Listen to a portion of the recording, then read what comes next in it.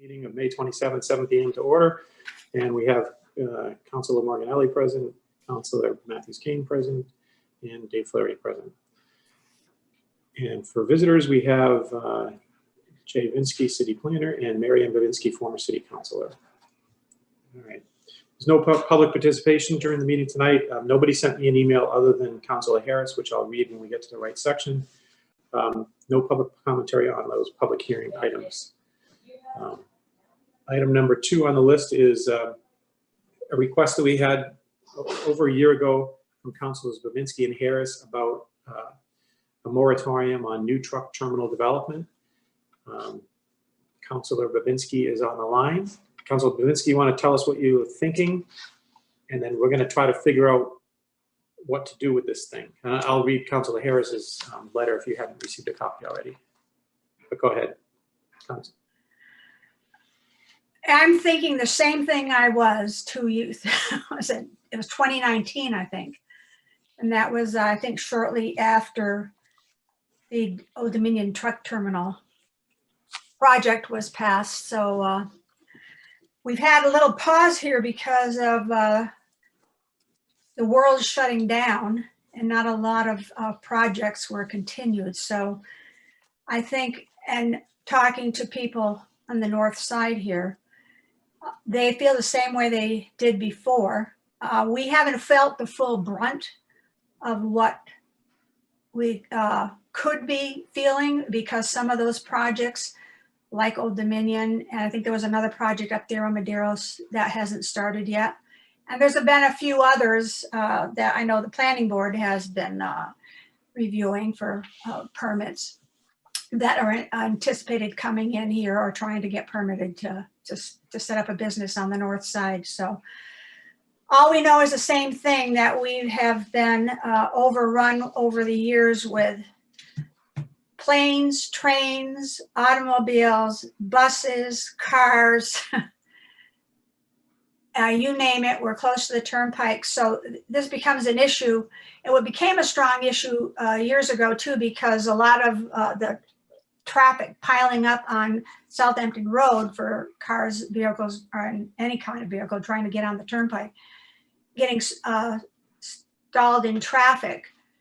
I mean, you're dealing with all the emissions and not being able to get out of some of these side streets was an issue that a lot of people had.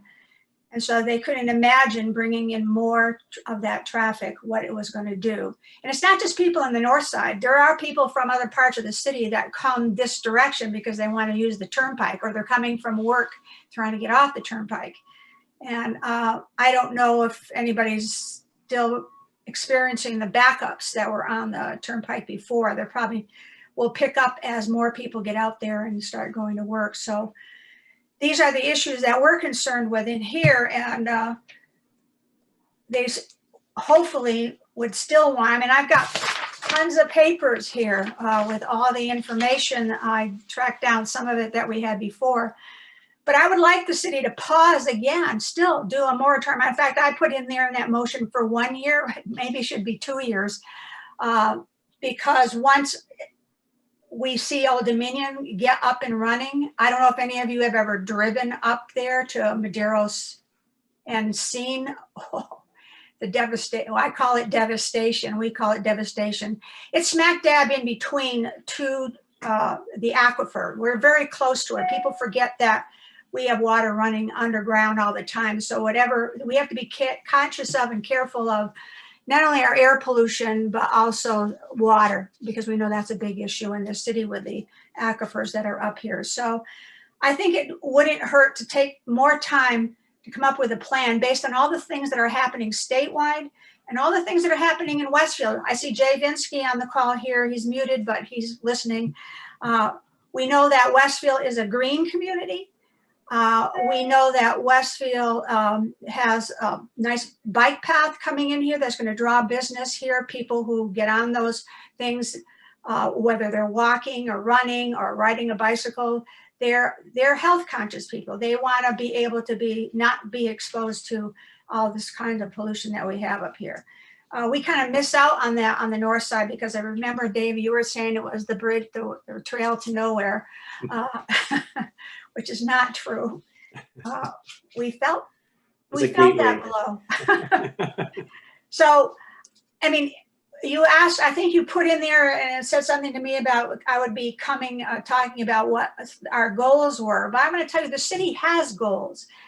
The city has goals that a lot of people don't know about and haven't been reading. I mean, Councilor Matthews Kane was on or a part of, invited to participate in a municipal vulnerability preparedness project that we have there. People should read that, especially if you work or any board or council or whatever are employed by the city, to know what the goals are. That a lot of people spend some good amount of time trying to put that together. And there are things on there like dealing with hydrologic resources, environmental health, and doing even environmental education to the public, and probably even at the school level, about the importance of protecting our natural resources. And we have a lot of them, very special natural resources up here on the north side. And the top one that people put always as the more critical thing that they care about is the water, making sure that we have clean water. And we have an issue that we're still dealing with as far as the aquifers up here. So I think we have to be conscientious about making sure that we are doing our due diligence there. There's a lot of good stuff in those reports. You can get it on the city website. People want to, I recommended it to another group that I was working with, and they're working on a state initiative and saying that Westfield is an MVP community. We got designated that. So we have to start putting on our big boy pants and being one, and actually trying to put into practice the goals that we tried to say we want to perform, we want to do and want to be as a city. So we have an open spaces, and Jay was involved in this too. I think it was in 2017 or 18, we started working on that. Another group of residents, and then they had residents involved at 2 different locations in the city to sit down and go over this and look at that plan. Some of the same things: air quality, water pollution, being careful at protecting our natural resources. We need to sit back, I think, and take a pause and make sure that we are doing our best by first that being our priority, that we are, whatever business we want to have come in here, whatever projects that we want to have come in here, that we are first, that they are going to be dealing with and not doing any more damage to those natural resources and to the people up here that live here. The residents that live here, they deserve to have clean air, clean water, also quality of life. I was happy to see, and I followed that on the planning board, the new things that they were doing with the enforcement of a lot of the rules and regulations that they come up with, or the permits that they give. Jay Vinsky, I congratulate you. I heard you were a big part of what was happening with that and how that came to be. But we always get to a certain point, but we have trouble taking that next step and implementing it. And I think if we start out with all agreeing that that's our mission, what does Westfield want to be? What do we want to be going forward? We have the rail trail, we have the MVP designation, we have the open spaces, and we are a green community. So let's look at what all of those are asking us to do and how we're going to perform to show that we actually care about what each one of those projects designated for us to do. So I think we need some time, and I know that there are people in departments in the city that try their best to do the job that they have, like roads. I mean, people complain about the roads, but we do them a disfavor because they try to fix the roads, and then we have so much traffic coming, especially these heavy trucks on some of the side roads, damaging. You know what happened up by Campanelli Drive there on Service Star, that there was almost a sinkhole right there at the end of the road. It was water washing down, and the heavy trucks coming down by there, the weight of the trucks were caving in the road. So cost effectiveness, I mean, that was some of the stuff that the residents had asked about. Are we actually looking at all this business we think is coming in and helping defray taxes, but what's the cost of repairing the damage that they do? What can we do about that? So Right. that's what I'd like to Okay. do. All right, sounds good. I have, well- like I said, if you want more information, Okay. I have tons of I think it. you have a lot, and I think you covered what we're looking for. Just kind of get a feel for what the goals were. First, congratulations, you're looking healthy, by the way, and still full of spunk. So that's really good, given all this COVID stuff. And I know you've had some health challenges. So New hip this one's 6 weeks in. yeah. I'm getting excited about that. I want to get out walking again. Good deal. All right, so I'm just going to tell you what Councilor Harris sent us a follow-up letter. Okay, good. And before the committee here just discusses it, but Councilor Harris's letter says, I will be at mayor's budget, can't make it to your meeting afterwards. In effect, we had a moratorium on trucks for quite a while. Going forward, considering any business with large trucks, considering the number of trucks and considering the locations involved on a case-by-case decision that is advantageous to the city for business combined with the citizens would seem to be appropriate for proceeding in the future. So I think that means to her that she was okay because these things require a special permit because they're an industrial A thing, and truck terminals are listed as one of the things that needs a special permit. So I think her letter is saying that we already have the powers in place to have a discussion and evaluate every project on a one-by-one basis as is in the special permit process. So that's Councilor Harris's opinion right now. Councilor Morgan, I know. Yeah. Well, no, I know where you are. So I just wanted to read hers into the record because that's what she sent us. Yeah, and I get where you're at because I remember this, but I just want to give the other two councilors a chance to speak to the topics here because we're trying to stay on 15, 20 minutes here because we have a very long item. And then we're not throwing this out. We might revisit it. We're going to take a vote afterwards to figure out what to do. So Councilor Morganelli or Matthews Kane, do you want to speak to the topic? Okay. I'll defer to Councilor Matthews Kane first. I was just going to say I defer to you. You go first. It's your ward. Okay. Well, age before beauty. We're all equal counselors, so please go right ahead. Okay. First, thank you to former Councilor Bavinski for coming and speaking to us. I appreciate it, and I always value your opinion. You raised very important topics about the aquifer and the condition of the roads. I know for myself, I'm concerned about the aquifer. We can fix the roads. It's more challenging to fix the aquifer. I don't know if a compromise might be to have a moratorium on new truck terminal development over the Water Resource Protection District. I don't know if that would be instead of the entire north side. I'd be curious to hear what people on the north side would think about that, but I'm just trying to think of how to balance these competing interests. So that's just a thought. Okay. Councilor Morganelli? Yeah, thank you, Mr. Chairman. And thank you, Councilor Babinski, for coming in and talking to us. And I would like to see all that information that you have. I'm sure I'm privy to most of it from a couple of years ago when we were talking about this. And I think, we have the support of the council. I really think we do, as far as, keeping the truck traffic down on the north side. I mean, it obviously is, combine that with, because each truck is what, about 4 car lengths, right? Maybe 5. It is with the traffic, especially during those high traffic times, morning and evening, the trucks add a lot of congestion to the north side. So that's one issue, is just the pure traffic on the roadways. As far as protecting the aquifer, as Councilor Matthews Kane mentioned,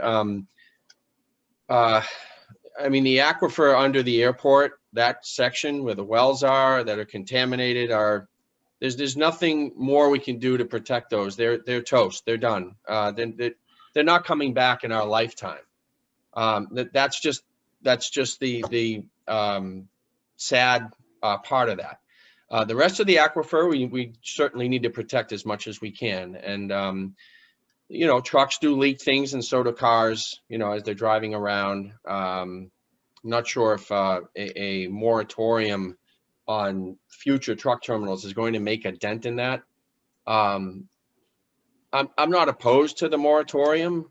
I think that in general, the council knows that the north side has way too many trucks and way too much traffic already. I don't see a truck terminal coming to the north side as a great business. I really don't want to see it. I don't think any of us want to see that. I think there are many, many other options for business, and hopefully some residential building as well to come to the north side.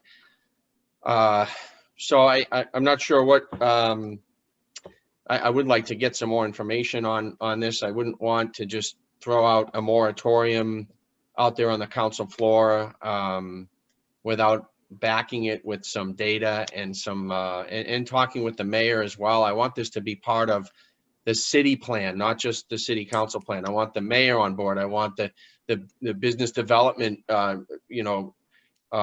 Peter Miller and everybody in business development on board. I want all of us with the same goal as no more truck terminals for the north side. Let's look for viable businesses that are not including, that don't include many, many trucks. That would be wonderful. Dave, I just want to ask you that the truck terminal that closed, Mr. Chairman, it was a Yellow Freight. Is that what the name of it was? So what's the status of that building? And is that a potential like new truck terminal? Because it's set up for a truck terminal because it's got all the bays there. Are they going to tear that down? Is that a potential? Is that that's concerning to me? Do you know anything? Yes. Well, I know that when Old Dominion was looking, we suggested that site, and Right. that wasn't acceptable. And I think they just didn't want to inherit potential problems that were on that site, and it might not have been big enough for what they had in mind. But it is there, and it already has had trucks, so I think you're right to be concerned about it. I'm going to kind of agree with Councilor Babinski on a little bit in that we thought we had this done before. When Mayor Knappich was in office, he promised us that there would be no more truck terminals. And then along comes a couple things near the end of his term and into the next mayor's terms. And Old Dominion, remember, we killed it one time and then it came back again and it passed by a slim majority. So I don't think there's necessarily support in council to stop it. So I think what I would like to do is make a motion to ask the law department and the city planner what it would take to create a moratorium for at least 180 days after the completion of the master plan, which we have coming in our next fiscal year. They're supposed to start the master plan process. I know it takes a while, but that is certainly one of the things that could be covered in a master plan. The master plan should integrate all the stuff from the MVP and the green communities and the goals of the people from the different parts of the city. So I think that's a fair thing. Old Dominion isn't ready to start trucking yet, as far as I know. And I know the Pride Station at the exit of the Turnpike entrance at the jug handle there is going to start construction kind of soon. So things are going to be messy for a little while. So I would be okay with saying, okay, let's try to put a moratorium in for at least a year, maybe 2 years, until that master plan is completed. That gives these other two projects time to finish and get some sense up in that neighborhood of what the traffic's going to be. And then also gives us time to get feedback from all the concerned parties as part of the master plan process. So that's what I would be thinking. Go ahead, Councilor Matthews-Kane. Thank you, Mr. Chair. I would support that. I like the idea of tying it to the master plan. Okay. Because I feel like there's so many competing interests, and we could see, and I like the idea that then there's a point. If we just extended a year, right, it doesn't really accomplish much. But if we say, okay, we'll extend it to this point where we can have a plan, I do support that. Yeah. Okay. And I don't think there's anything in the pipeline right now that's going to be coming to council within a short amount of time asking for a depot. Mm-hmm. So that's why I'm okay with it too. Okay, Councilor Morganelli. Yes, thank you, Mr. Chairman. Yeah, and that goes along with my comments about everybody being on board, including the mayor and then the Department of Business Development and everybody. So I certainly think that's a great idea. I'm not sure how we frame that motion as far as, do we put a date on it? Is it the 180 days after the master plan? And if you could just reframe your motion with my motion would be on there, and then I'd be happy to second it. Okay, I think my motion will be to request an opinion of the law department how to proceed with that goal in mind. That if we wanted to put a truck moratorium on, how would we do that? Like, I don't know legally if we have to go into the zoning ordinances that exist and change them, or if we can, by order of the council or order of the mayor, do that. I'm just not sure. I think we need a legal opinion on how to proceed, but I think a viable goal is, let's figure out how to do this until the master plan process is complete, and then maybe 6 months after that, so that we have some time to evaluate the master plan and evaluate the resources out there. Okay, Councilor Matthews-King. Thank you, Mr. Chair. I just have a procedural question. I mean, are we allowed to come out with a new motion like that if it has Oh, yeah. passed the subcommittee? Yeah. We are, Yeah. okay. Yeah, our motion that's in committee is think about this and figure out what to do. So my Yeah. motion would be to refer to, yeah, right. So my motion would be to get an opinion from the law department to give us what, we can give them to the first meeting in July or something and come up with, procedures or advice. Or if they don't think that's enough time, we can say, okay, let's hold this until September. But, but ideally they should be able to turn it around in a month or two, I would think.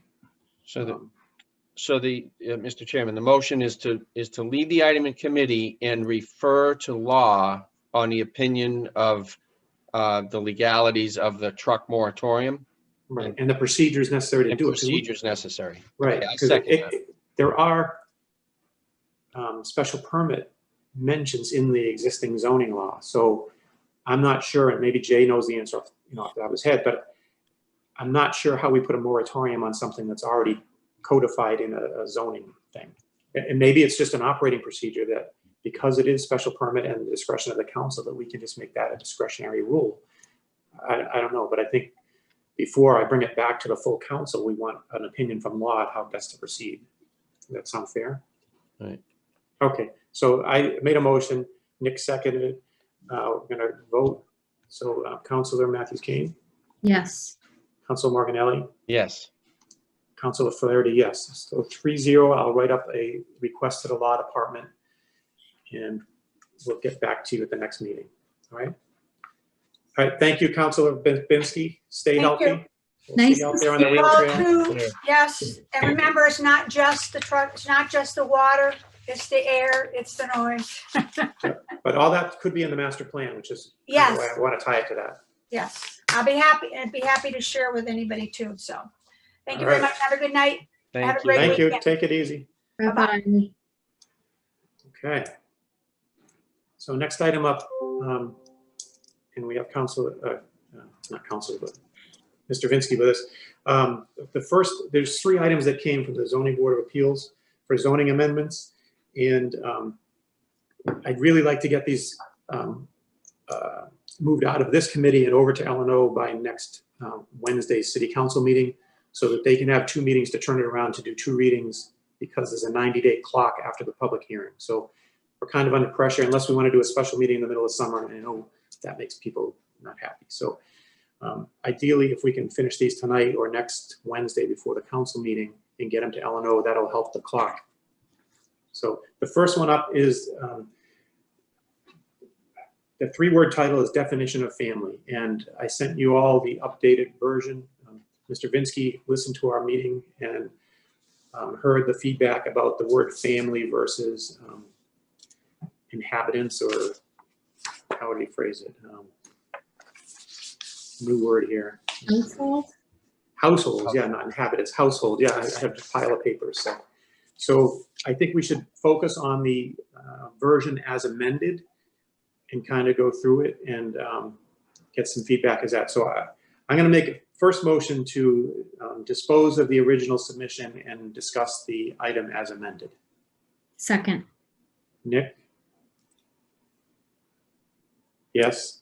Bridget? Yes. Dave? Yes. Okay. So the old one is out, new one is in. Okay. Household, just to clarify. Yeah, household. Okay. The word with a household version is in.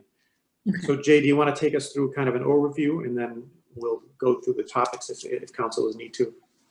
Sure. And again, just to specify, it's really just the word change. There's no, substantively, it's the same regulation. So it's no effective change.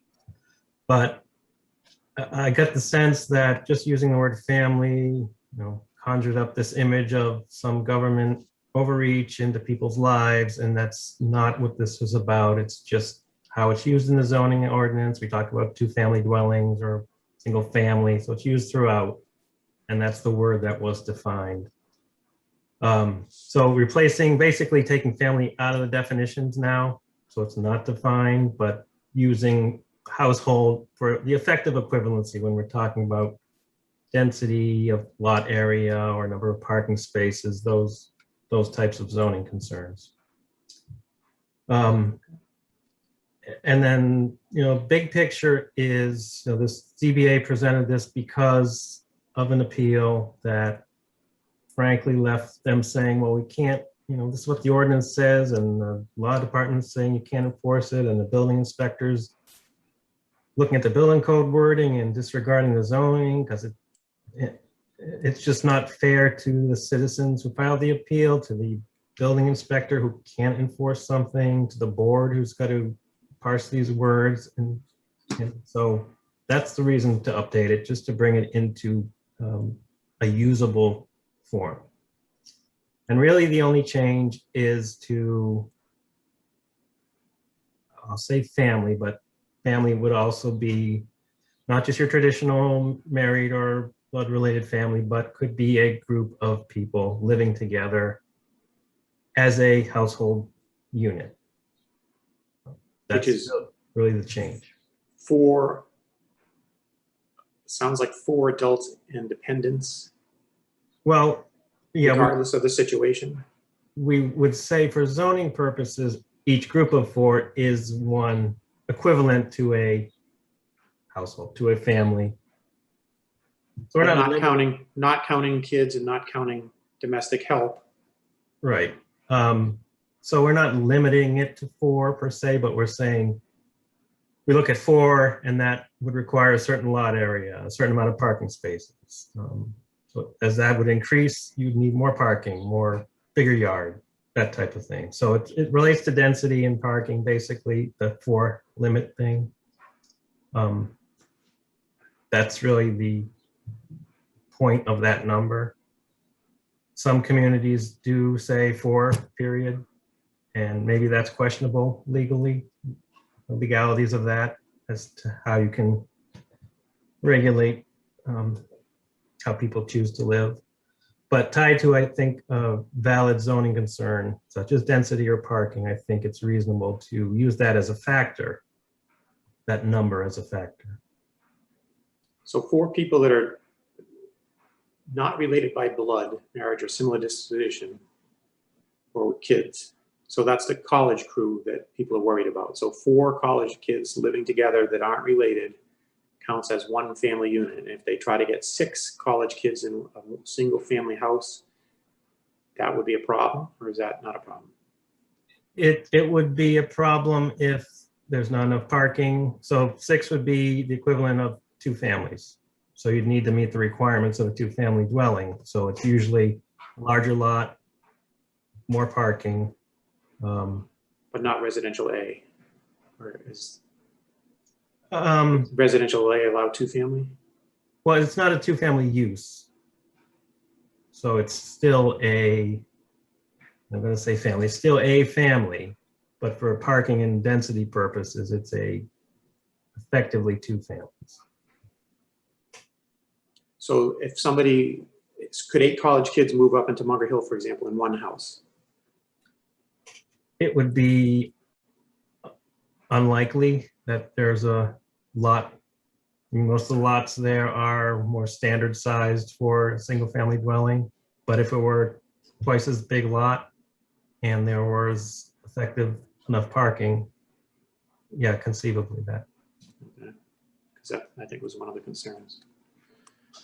All right, I'm okay with the general. Go ahead, Councilor Matthews-Kane. Thank you. And first, thanks for tackling this issue. This is a big issue in my ward between college housing and sober living houses. So I just want to ask questions that talk about how this would play out for real life examples. So I have a cousin who's in a traditional family. She's married and they have 6 biological kids. So if they were in a small one family and the kids were all sharing, like the kids were all doubled up in rooms, would this impact them? Well, it sounds like that is a, well, say traditional family, so. Yeah, like they're all blood, it's Made by their blood or 6 marriage. biological kids. So there's no regulation on So that. this will not impact them. Correct. It would, okay. So what if it were a boyfriend and girlfriend who are unmarried and they each bring like 2 kids into the relationship and then they start taking care of like somebody's second cousin's kids. And now we've got 2 adults and 6 kids in a 4-bedroom house. Does this impact them? It wouldn't impact them any more than the current ordinance, I guess. Okay. Are there density Or requirements? if anything, this is a little more permissive because the current ordinance basically says 4 or more persons not related is a lodging house, which is not allowed in most parts of the city. Okay. So this okay. is a little more flexible to more contemporary situations. And again, I don't think, unless the issues are clearly arising where there's 30 cars parked on the front lawn and tons of people there where it's apparent, then there's an enforcement option, I guess. Okay. So I have quite a few sober living houses in my ward. How will this impact the sober living houses?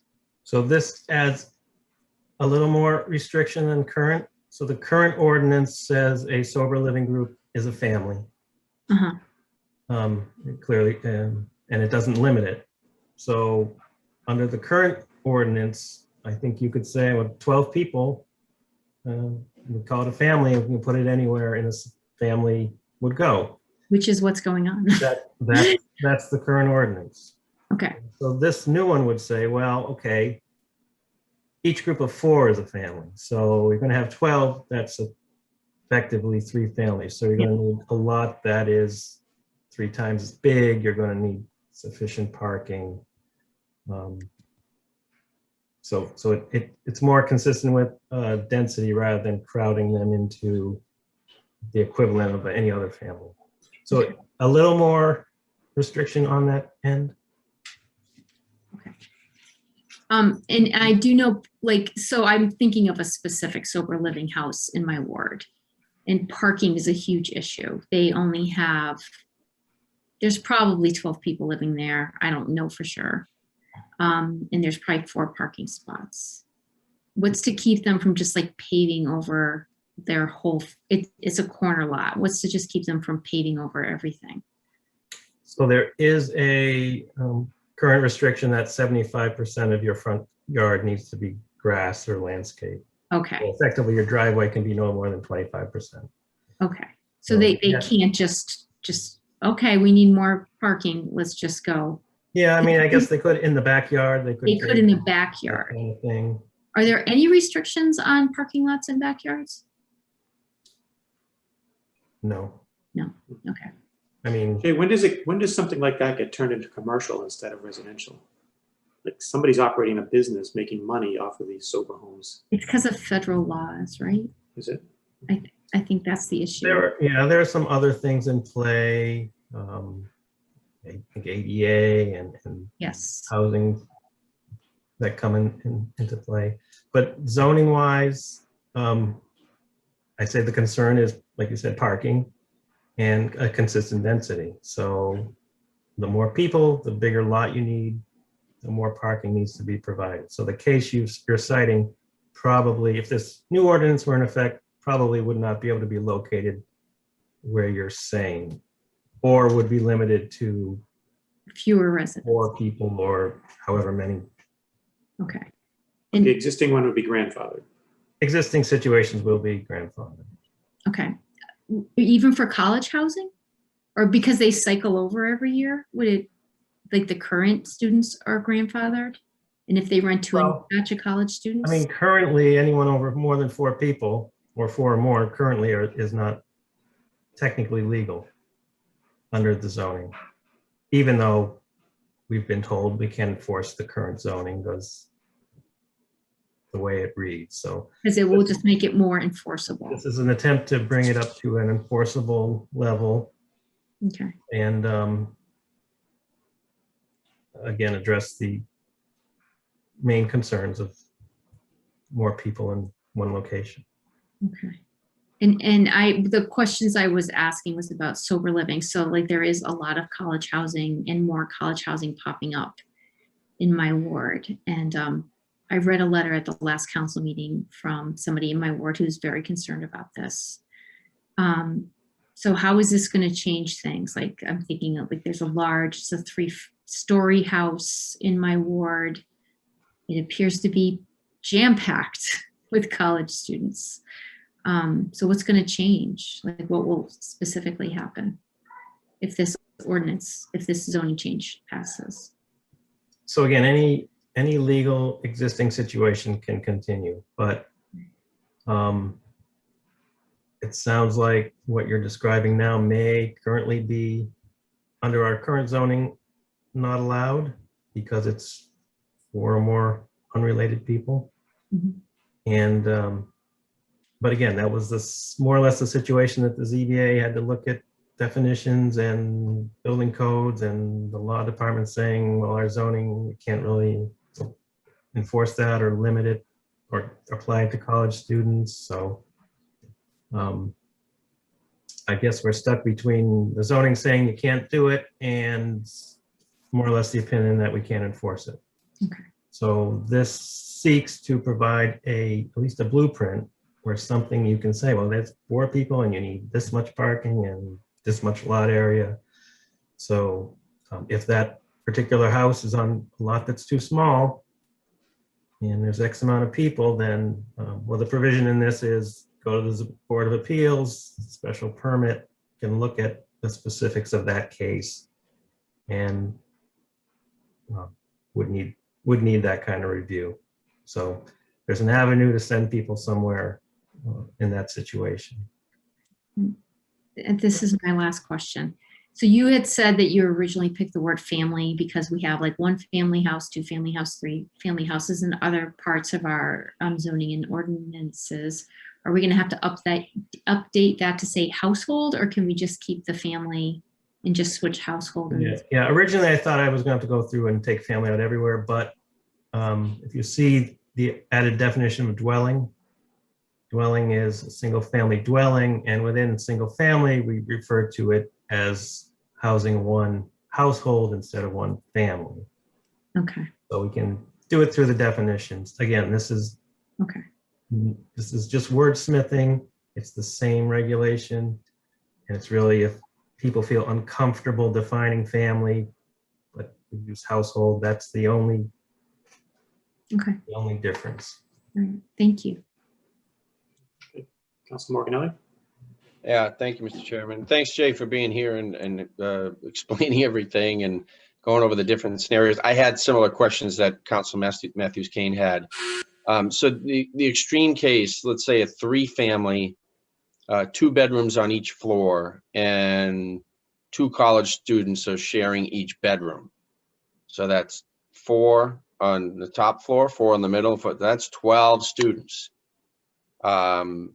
Is that allowed now, and will that still be allowed?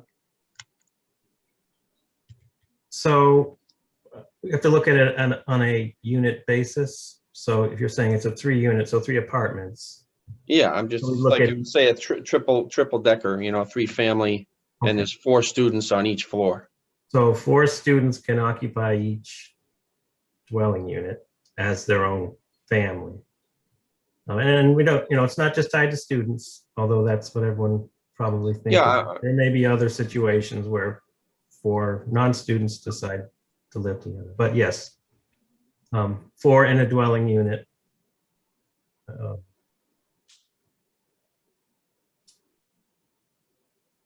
Would be. So I guess regardless of whether it's a 3 family dwelling or a single family, it's the number in that dwelling unit. Okay.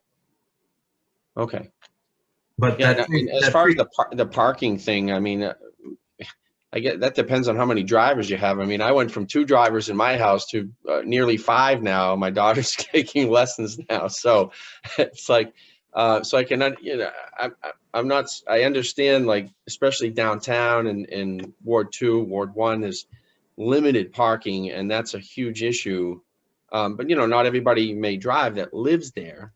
So is that something that comes up in discussions? Like, well, you have this many people, and you're supposed to have this many parking spots, and 2 of them say, "Oh, I don't have a license, or I don't drive. I take Uber, or I ride with my buddy." Or how is that a you know, a rule, I guess, about the parking? I don't understand what that has to do with the number of people living in the dwelling.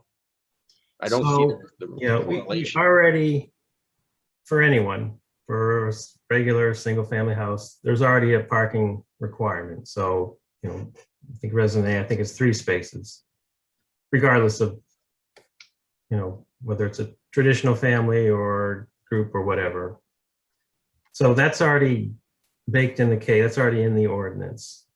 There's a parking requirement. So in your three-unit building, there should already be enough 3 times that much parking, or whatever the district's requirement is, maybe 2.5 per unit or whatever.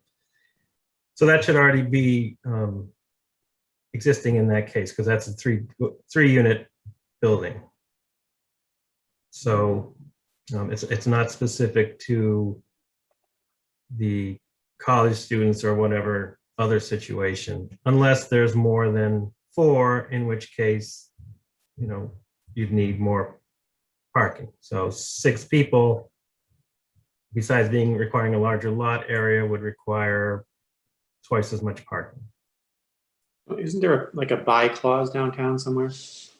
Like if you put new apartments in and there wasn't parking, you had to pay the city to use the city lot or something, some kind of penalty clause? In the core district, you can buy out of that. You know, there's municipal lots, and there's, of course, on-street parking in some situations.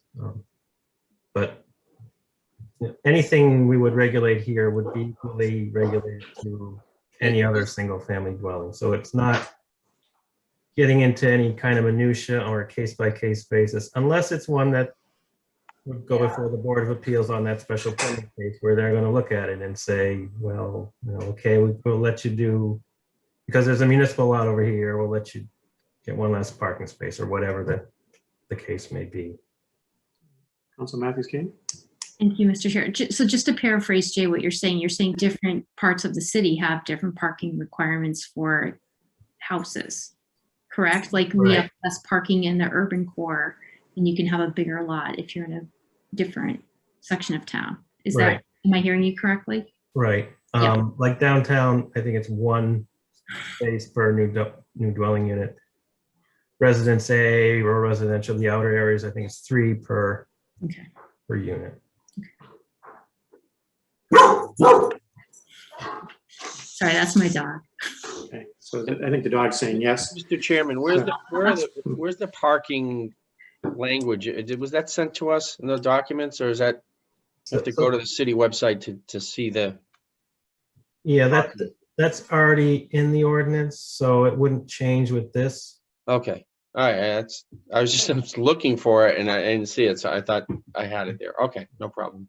So the lot areas are already established, and they vary by district. The parking requirements vary slightly by district. I think it's 2 or 3 would be the variation per unit, or per family, if you will. And then so that could be for people or a traditional family of unlimited amount. Personally, I'm more concerned about a junk car just sitting in a driveway with flat tires and rusting away, which we have many of in our city, than someone having 1 more car than they're supposed to have in a dwelling unit. I just, and plus who, you know, how is this being regulated, you know, enforced? You know, we have better things to do, right? I can tell you downtown where I am, it makes a difference when you have high density college students and each one of them brings their own car. Yes, yeah. So I think, and right now it's unenforceable, so that's the reason they're going through this. Yeah, and people start parking on their front yards and using them as a parking lot. Well, that shouldn't be allowed. Well, it's on, some of these rules aren't enforceable currently, so this will help with that issue. So, The parking would be enforceable if you're parking on your grass. That's enforceable today. Yep. Yeah, and so is the junk car thing. No, I mean, I feel like we're going off topic, but Yeah. who do I report that to? We're working on that. Yeah. Police or building should take that complaint. Yeah, the see, click, fix. Let them figure it out. All right, so can I have a motion on this first one? The so-called definition of family. I make a motion to approve of this change.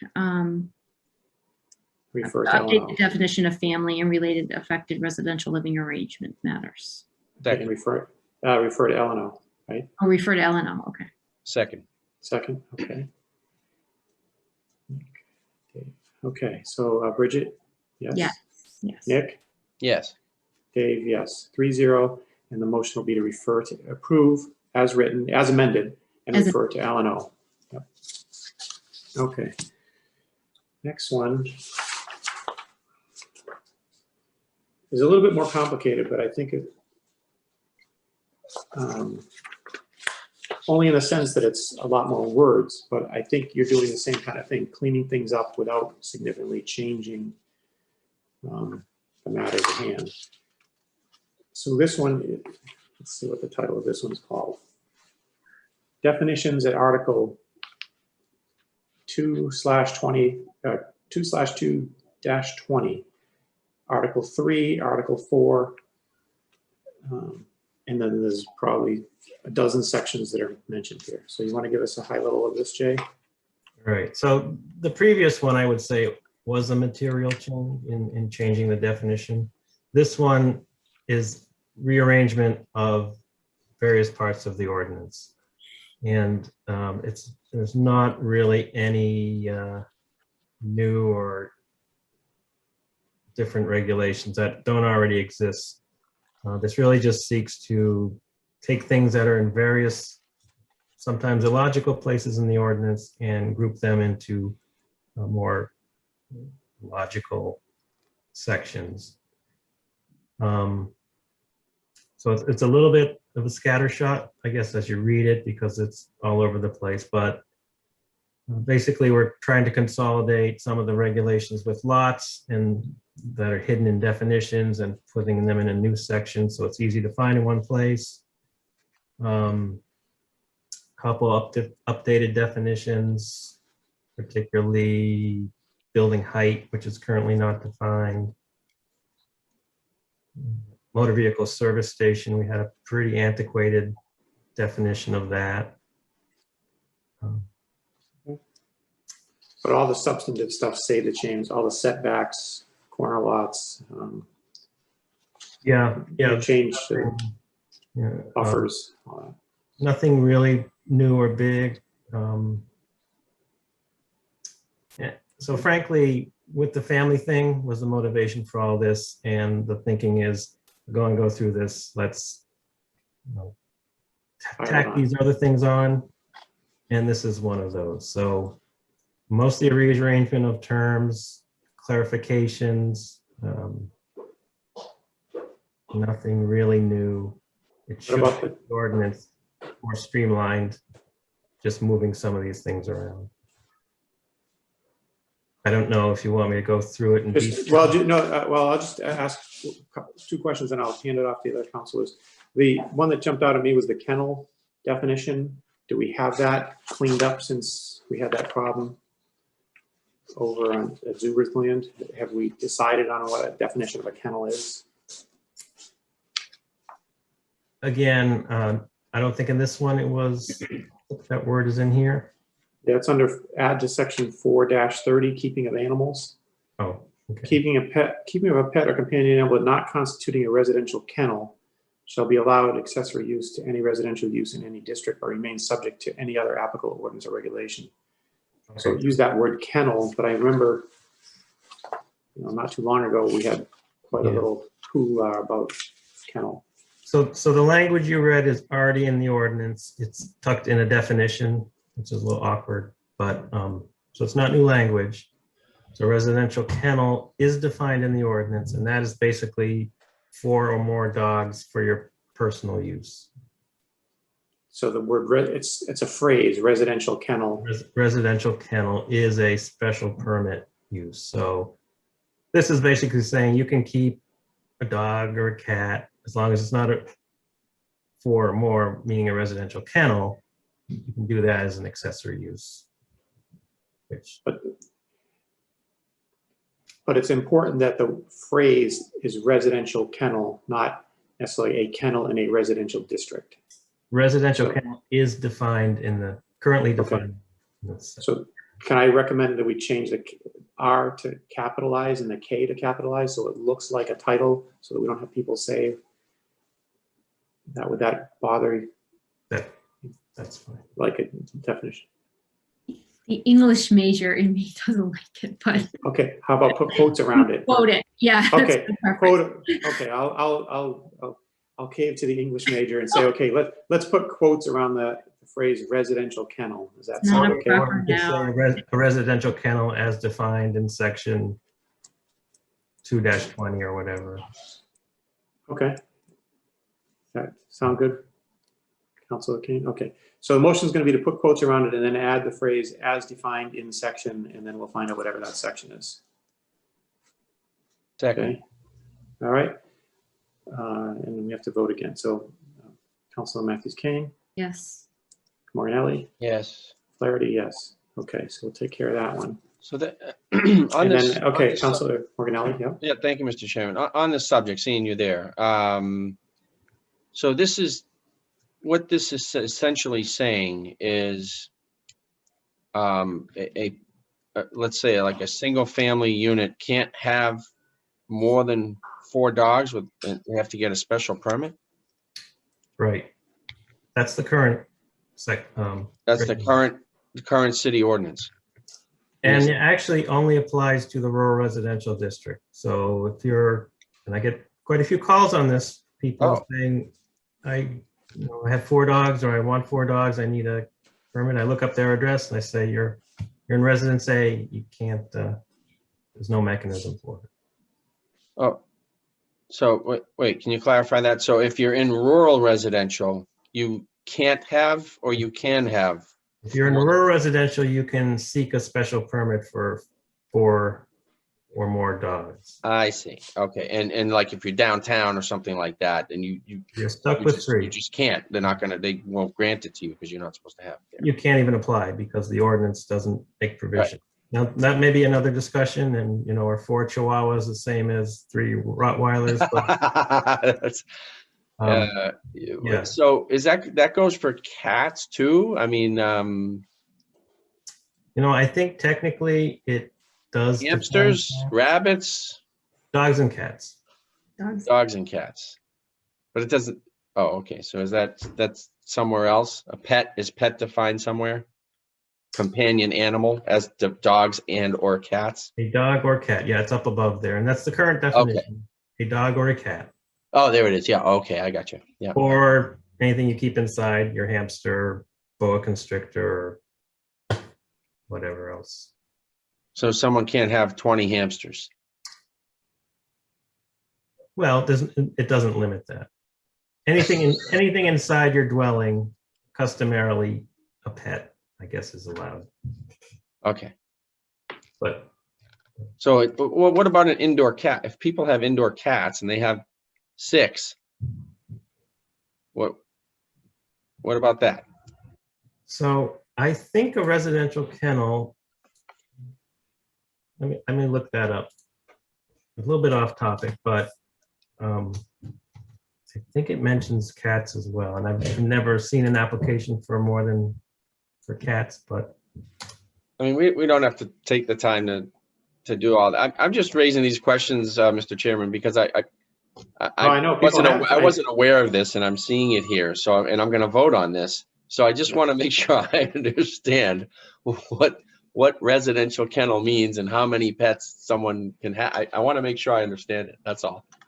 There's a lot of people that have more than 4 pets if you count lizards and Yeah, I mean, snakes and muskrats and all that. Not muskrats, I guess, in mass, but if they're in their house, and I have no problem. Although if someone has 20 cats and they're not taking care of them, it's a health hazard. So then you get a health issue that comes into play. But and then that's certainly happened. We've seen that. It's been in the news. Yeah. Okay, I found it here. So kennel, residential.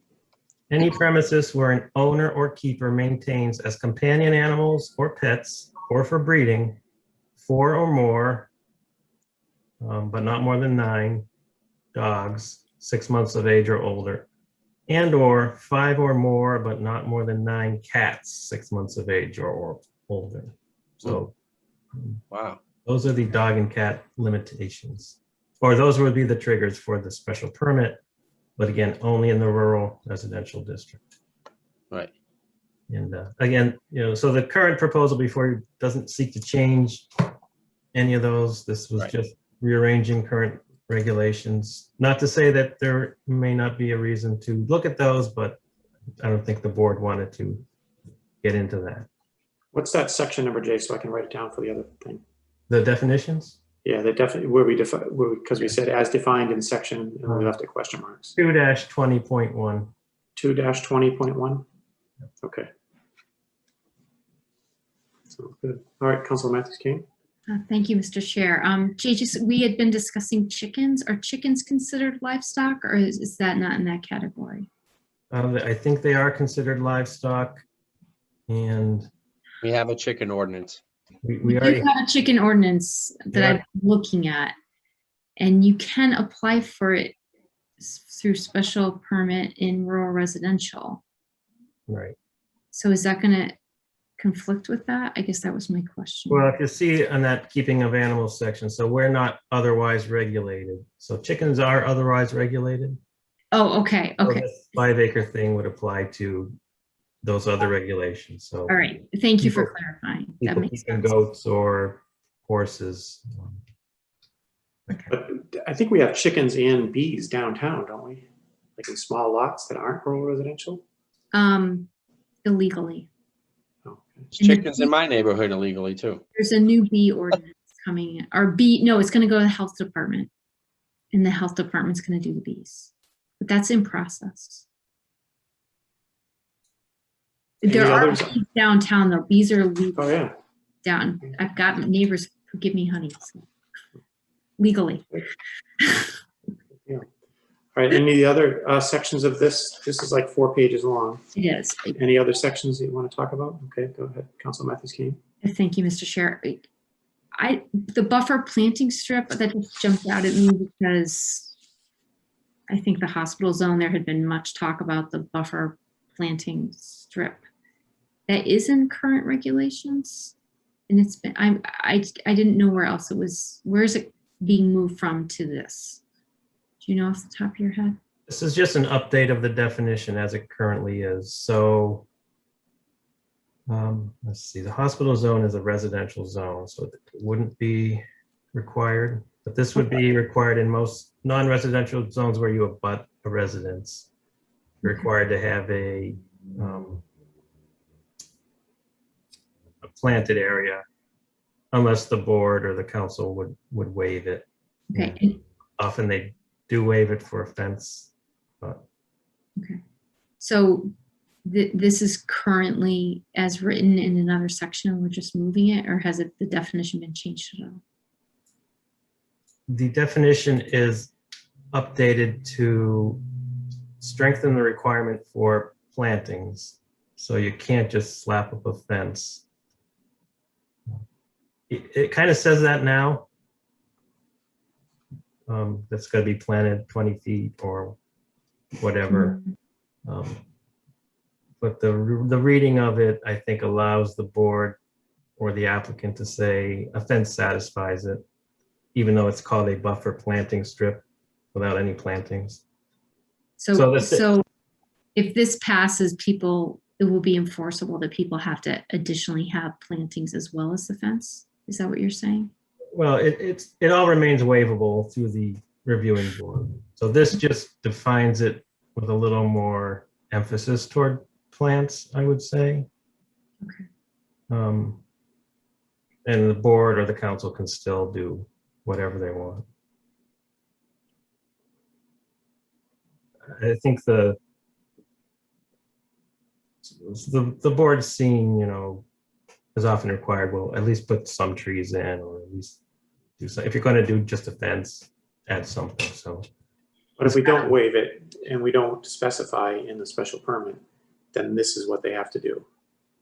yeah, if you go to the specific section, like the business B section, it'll say if you abut a residence, you need to provide a 20-foot buffer strip as defined here, unless waived by the board for a suitable substitute or whatever the wording is. Right, okay. So again, not really a change to anything that's currently in regulation. Okay. Okay, Councilor Matthews-Kane. Thank you, Mr. Chair. And this is my last question. I thought the biggest change in this section was the lot aggregation. I thought that wasn't currently done and that was going to be a bit of a change. Can you talk about that for a bit? So a lot of times people may own multiple parcels. You acquire one, you acquire the other, and they may continue to be taxed separately as separate parcels for whatever reason. This just says you can effectively erase the interior lines and treat it as one building lot, which is, I think, what we do now. It just doesn't say it anywhere in the ordinance.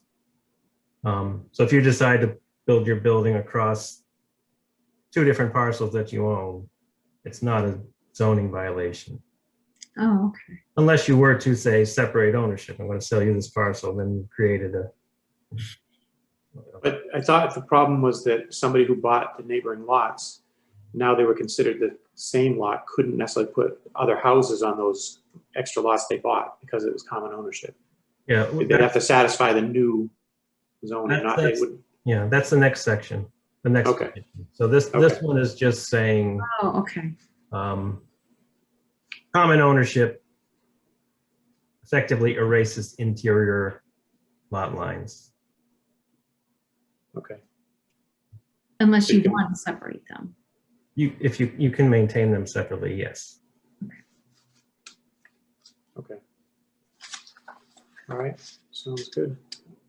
All the setback numbers are still the same as they were before?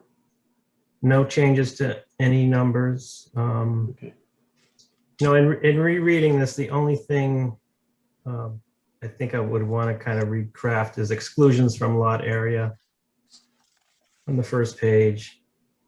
Actually, since this was filed, I had a consultant quote this and say, can you explain this to me? And it's kind of confusing. So maybe in L&O, they could just clean up that. I just copied and pasted the current language, but I think it could be clearer. Let's make L&O do that. okay. All right, so I'll make a motion to recommend and refer to L&O as amended with that quoting around the residential kennel as defined in section 2-20.1. Yeah. Second. Nick, good? Okay, Yes. so we'll vote. Nick says yes. Bridget? Yes. Dave, yes. 3-0. That takes care of that one. The next one is update non-conforming situations with intent to clearly define changes that require board review, relaxing need for such purview over small-scale situations, undersized residential lot. And then talks about the Court Broad Street office change. Okay, so I'll send it to Jay, and then I know Councilor Matthews-Kane wants to talk about that one. So, Okay. go ahead, Jay. So the ZBA has, I think for years, I would say struggled, but had to scratch their head a few times on this, and the interpretations of building inspectors over the years, reading things differently. So the kind of the vagaries of this are just seeking to be eliminated and the language tightened up. This just refers to any situations that legally exist, but because the ordinance changed over the years, made them not conform to the current standards. So when those types of things change, they're often kicked to the zoning board to assess if the changes are going to affect things. So it could be as minor as someone adding an addition on their house where their setback does not meet the current requirement. And so actually a lot of these are sheds and garages and additions to like in-town buildings where they're closer to the lot line than might be today required. Yeah, probably 80% these are residential types of projects. And kind of one goal of this is to reduce the number of those that have to come before the board, to allow more benign things just to go with a building permit, avoid having to get a special permit. And again, make that language clear for the building inspector that, you know, you're under 2,500 square feet or you're a single family dwelling and you're going to encroach into you're going to extend your non-conforming setback, but not more than 25%. So then we'll just give you a building permit. As opposed to today, if you're just extending it, I think it's 10%, which is not very much. You know, it's the whole board special permit process.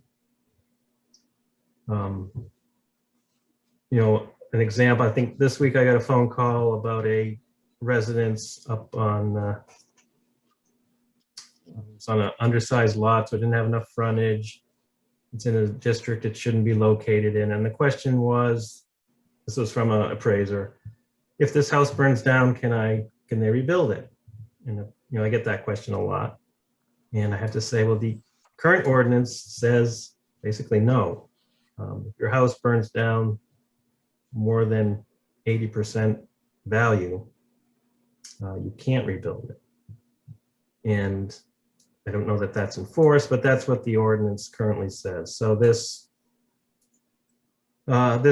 seeks to more clearly say you can, in the case of a catastrophe, reconstruct non-conforming structures within a 2-year period. So we see the same thing, I think, on Bates Street. There's been a house that's sat there for A long time. a couple of years now, which, you know, current zoning would say you can't rebuild it. And so they were actually able to go through a special permit with the planning board because of the consistent neighborhood sizes. But if the math didn't work out for them, there wouldn't be a mechanism to rebuild that. So this is a little more friendly toward maintaining the pattern of development in the in-town neighborhoods, protections from catastrophes. What else? And then I think Councilor Flaherty mentioned the kind of the merger doctrine, which is another piece of non-conforming issues. So if I'm downtown on a currently undersized lot and I buy a vacant lot next door that had been a building lot, but once I acquire it adjacent to my own, I've lost that status as a building lot because it doesn't conform to current the larger lot sizes. And it's a hard thing to explain to people. It's been a tax parcel, I got a separate tax bill on it. And you're saying, well, zoning basically says, and this is a state level thing, you can't combine commonly owned parcels that don't meet zoning and maintain their buildability. So this just adds that provision in there by special permit, not by right. That if something comes under common ownership, there's a mechanism at least to maintain that buildable status. Council Matthews Kane. So I have some questions on that merger doctrine, just because I can think of lots of examples in my ward. Somebody said earlier, and I can't remember where it was, that it's different if it's just always been an empty lot versus a house burned down and then it's an empty lot and then somebody buys it. Because I can think of several examples in my ward where that's happened. A house is burned down, it's cleared, and then the neighbor buys it to expand their yard. So how does the merger doctrine work in this case? And would it just start moving forward, or it would also be for people who have already done this? So a couple questions there. So as I understand, if a lot for a single or two family dwelling only is legally created, and a lot of, many years ago, those were 50-foot wide lots by 100 feet deep. A lot of the in-town lots, that was a standard kind of lot. So if that was created way back when, was never built on, and never came into common ownership with the abutter, that's still buildable as a building lot today. It's grandfathered in for single or two family use as allowed currently. Now, as I understand, if it had ever been built on, but burned down, that is lost if they hadn't restored it in time within a 2 year. 2 years, the kind of period of time you have to, beyond 2 years, the city can regulate non-conforming uses. So if you wait 2 years and don't rebuild, you've lost those rights, and it's no longer buildable, as I understand. Okay. Or if it were acquired by a neighbor and it becomes common ownership. Now, it's fine to expand your yard. If you just want a bigger yard, okay, and you have no intention of building, that's fine. But if you acquired it intending to, well, I'm going to move to Florida and I'll sell off this lot, come to find out, well, no, you've lost those rights by acquiring it. This seeks to at least allow that option for special permit. It's similar to, the planning board has a special permit provision to allow you to create a new lot town if it's matches the pattern of the neighborhood, averages lot size and all of this. So this is similar to that, except this applies to existing lots, not new lots. So existing separate tax parcels, as we describe it, would be where this applied. So if you bought that side lot and you merged it into one tax parcel, then you basically said, I'm going to treat this as one lot, my big lot. You've lost that opportunity to. And can you get that back by, sorry, I'm kind of interrupting. No, go ahead. But can you get that back through special permit, or that's gone forever? It's gone in this provision. It may be through the planning board provision to create a new lot, because you'd be back to creating a new lot, but it needs to match the math of the neighborhood and all that. Yes, okay. So that's the infill thing you're talking about, That's right? the infill. That's Yeah. new lots. Okay.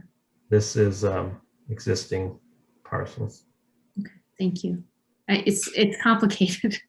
Well, that infill thing was one of the things we used when we were evaluating what Cross Street was worth, because the playground as a big chunk of land could have been divided into smaller lots at the time legally because of the neighborhood, and it would have been worth a lot more that way. So that was one of the arguments that the neighbors used for the valuation, is that the infill law could have been used there. Because it's one of the older neighborhoods and would fit. Right, and there was a big chunk of land, but the rest of the neighborhood around it is smaller, so they had a small, so you could chunk it up into smaller lots and sell those for $60,000 a piece or so.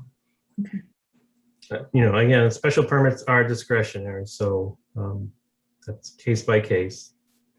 And I don't want to say that this just limits to in-town areas, because there are plenty of residential areas, even Munger Hill, some of the lots there wouldn't maybe not meet current standards.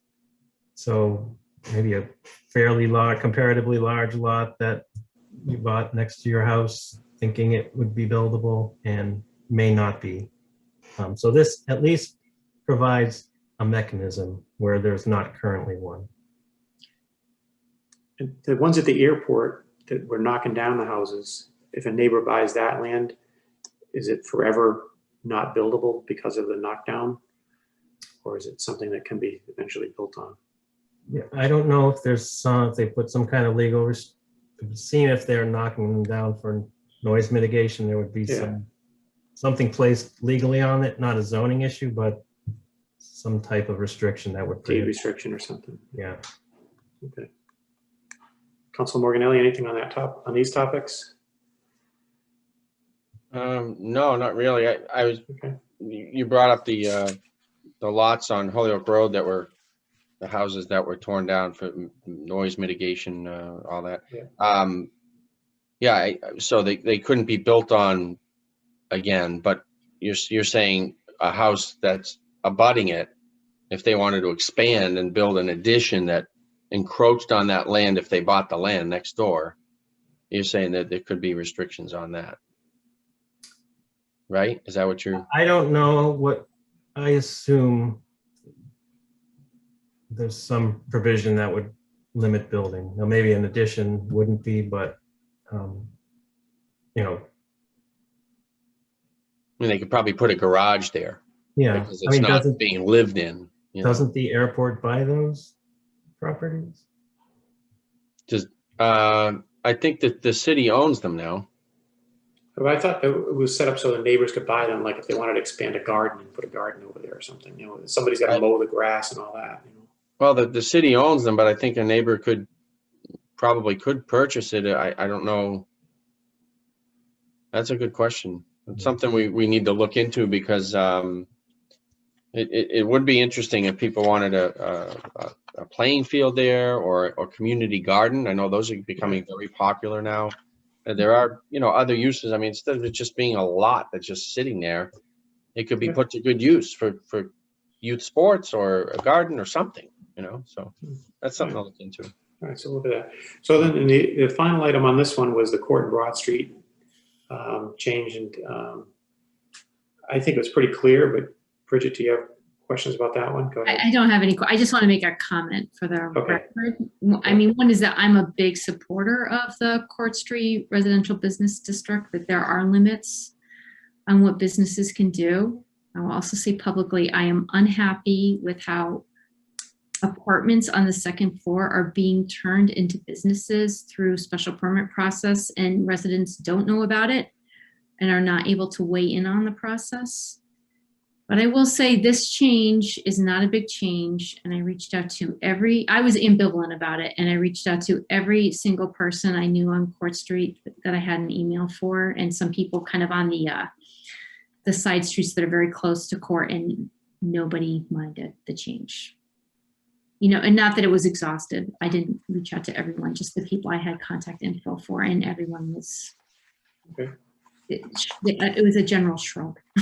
Was the response. So I will support this change. All right, cool. And again, these are so businesses above the first floor are non-conforming. So that's, Yeah, but two have been changed since this went in. There's been 2 changes. from current Special permits. special permit from one office type to another. No, there's been 2 special permit businesses allowed on second floors where they were not there before. I could tell you where they are. Okay, I'm not aware of those. So there's an IT company is one of them, right? One's an IT company and the other is the SciPec insurance company that's over the dentist's office. And it's been special. I looked at both of them. I found out after the fact. I double checked and they were given by special permit. And I was very upset, to be honest with you, because residents, when there's zoning changes, those signs, I actually really support Councilor Alley. If there's a zoning change, you have to put those signs in front so people in the neighborhood are aware that a hearing's coming up and they are allowed to weigh in. And these things happen, even though I'm really dialed in, I didn't know about them. They happen and it's already done and the special permit's given out. I'm really opposed to it. One's an IT company and the other is the SciPec insurance company. And it really happens, I don't want to say on the sly, because if you go back, you can see it's on the agenda. But if you don't know it's on the agenda, it just happens. I'm really opposed to it. Yeah, I remember being on the council when the IT one. Yeah. It's gutting it. It's gutting this district. I would be okay with the special permit process if there was more neighbors got cards, neighbors knew this was happening and they could go and talk about it, and then it passes, I'm okay. But it feels as a Court Street resident like it's happening on the sly. Well, Inadvertently, I think, but that's how it Right. feels as a resident of Court Street. So- Council Morganelli? Thank you, Mr. Chairman. Just to, I guess, a question for you, Council Matthews Kane, but and for Jay, but what's the issue with businesses being on the second floor? I don't So understand. it's a what the residential issue neighbor. is. Oh, I mean, sorry, Yeah, no, that's, go ahead. I interrupted. No, go ahead. Yeah. So as many people know, I live on Court Street and it's a mixed residential neighborhood. So if it were all businesses on the second floor, if you're walking your dog at night, there's nobody around. It feels deserted and creepy. And you don't want to live in a neighborhood where it's like abandoned at night. That's not a good feeling. And also it's just nice to have neighbors, like people live in neighbors. So when I bought this home, I had a neighbor next door, I had a neighbor across the street, I had neighbors across the street, and nobody's living on those second floors anymore. So I have neighbors on one side. I'm actually pointing where they are right now. I don't have any neighbors on this side where there used to be people living there. So it just kind of guts it out as a livable community where you know your neighbors. And it's also creepy to walk your dog at night when there's nobody around. So. And thank you. And now that you say that, I do remember that discussion maybe a couple of years ago. So if a business was on the second floor and the resident was on the first floor, is that allowed? I'm not sure if that's allowed. You can have a residence on the first floor, but you would also have to have a residence on the second floor. So you can have a two-family, and there are. Right. But what I'm saying is, why can't the business be on the second floor with the resident on the first floor? It's just kind of following the pattern of development. And just historically, there was that big professional building somewhere in Westfield in the 50s that burned down. And so overnight, there was like 20 or 30 doctors, lawyers, accountants. There was no office space. You can't just rebuild a big office building overnight. So they allowed this to happen in the residential neighborhood. And it just kind of snowballed, I think, in an unintended way. I mean, I can see why they made that choice originally. And this was to kind of try and push it back to what had been originally, a more residential neighborhood. And it's been successful on many levels. There's a lot more residences on the street now compared to before when it passed. And I imagine they need access for the disabled. They can't just, unless they have an elevator in the, which I don't think these residences Well, I do. think that might be why the businesses are on the first floor. Is I can think there's a doctor's office with a wheelchair ramp. Right. That'd be tough on the second floor. So that was just the pattern of development. So I don't see any notes here that we made any changes. So can we make a recommendation for this? if I could just clarify. Okay, go ahead. So there shouldn't be any residences being converted to businesses. There's been two. We can There's talk two, about yeah. this offline. There's two. I don't see a mechanism for that, but, It's a special permit process. You and I can have a chat. okay, well, we can talk about that. But the specific one before you tonight is just to say an existing office Yes. and change to another type of office, doctor to lawyer, without Without a permit. go through an onerous special permit process. Yep, exactly. Cool. All right, so Bridget, did you say you're making a motion? I'd like to make a motion to send the update on non-conforming situations at Article 2, 4 through 10, Article 3, 3 through 91.2, and Article 3, 3 through 92.2 to LNO. And I vote for approval. Yeah, Second. okay. So we're gonna vote. Bridget, Yes. Nick, Yes. Dave, yes. Okay, 3-0. We didn't make any amendments to that one, so we're just gonna send it as is to LNO. All right. Any other items on anybody's mind that weren't on this agenda that we want? I don't think All so. talked out. Okay, good. Jay, thanks for your time 8:45. tonight. Yes, and all our questions. Thank you for answering them so Yeah, quickly. thank you. Good times. We got it done in one meeting. Yeah, no, that was good. And So I'll send these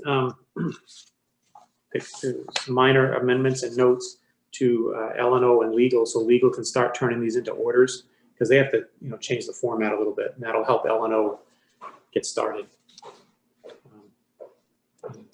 Go from there. All right, so motion to adjourn from somebody? Motion to adjourn.